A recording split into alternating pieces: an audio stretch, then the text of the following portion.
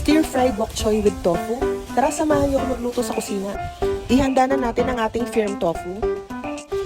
I-press natin ang tofu sa paper towels para mawala ang excess moisture nito. Ayan, ready na nating hiwain ang ating tofu into cubes. Maghanda ng mainit na mantika sa pan.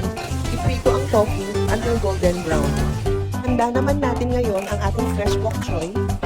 Bawang hiniwa ng maliit. Para naman sa sauce, 4 na kutsarang oyster sauce, 2 kutsarang asukal, kutsarang sesame oil, 1/2 cup water, at 1 kutsarang toyo.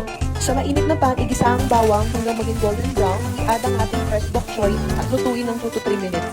Pag luto na ang bok choy, i-add na natin ang ating sauce at lutuin ng additional 2 minutes. Kapag kumulo na, i-add na natin ang ating tofu. Tara, it's time to eat!